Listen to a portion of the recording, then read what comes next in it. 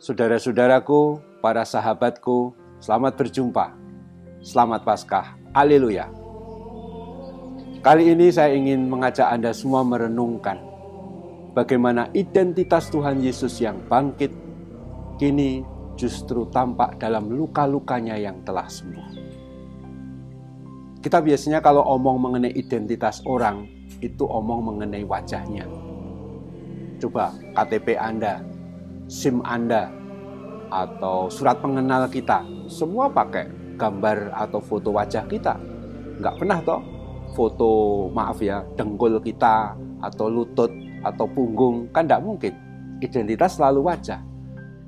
Tetapi selain wajah, untuk Tuhan Yesus yang bangkit, dalam bacaan Injil Yohanes bab 20, ketika Thomas tidak melihat Tuhan, lalu para murid yang lain mengabari kalau mereka sudah berjumpa dengan Tuhan yang bangkit, Thomas berkata apa? Sebelum aku melihat bekas paku pada tangannya, dan sebelum aku mencucukkan jariku ke dalam bekas paku itu dan mencucukkan tanganku ke dalam lambungnya, sekali-kali aku tidak akan percaya.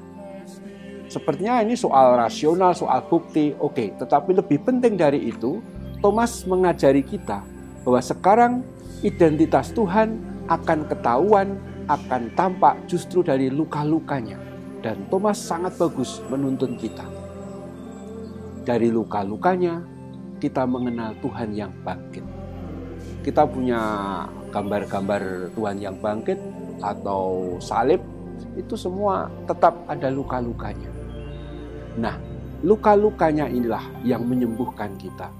Sementara Tuhan Yesus sendiri terluka, dilukai di salib, itu karena dosa-dosa kita. Dan dengan kebangkitannya, luka-luka itu sudah sembuh. Berarti dosa-dosa yang menyebabkan dia disalibkan, yaitu dosa-dosa kita, sudah diampuni. Mencucukkan jari ke luka-luka Tuhan yang sudah bangkit, berarti untuk menyentuh, mengalami kerahimannya, belas kasihnya. Itulah sebabnya rahasianya. Mengapa Minggu Paskah kedua menjadi Minggu Kerahiman dan bacaannya selalu ini. Santo Petrus berkata dalam suratnya di 1 Petrus bab 2 ayat 24, oleh bilur-bilurnya kamu telah sembuh. Kita semua ditebus karena wafat dan kebangkitan Kristus. Oleh bilur-bilurnya kita menjadi sembuh, artinya oleh karena belas kasihnya kita semua diampuni dan ditebus dan menjadi sembuh, artinya diselamatkan. Dan Thomas menuntun kita kepada suatu pengakuan yang paling indah dalam kitab suci, ya Tuhanku dan Allah. Itu adalah ungkapan paling indah untuk gelar Tuhan Yesus yang bangkit. Itu kita ucapkan pula itu. Kapan? Saat konsekrasi, saat elevasi hostis suci oleh imam atau piala suci. Waktu doa syukur agung kita mengucapkan ya Tuhanku dan Allahku. Itu kata-kata Thomas yang selalu kita tirukan. Nah, adorasi tidak lain adalah saat kita ingin mengalami, dalam tanda kutip, menikmati belas kasih Tuhan. Kita mencucukkan jari kita ke luka-luka Tuhan yang telah sembuh, yang digambarkan, ditampakkan dalam luka-lukanya itu. Jadi adorasi itu sangat indah saat kita tenggelam dalam lautan kerahiman dan belas kasih Tuhan. Dalam luka-luka lambungnya, dalam luka-luka tangannya, dalam luka kakinya, kita membenamkan diri kita.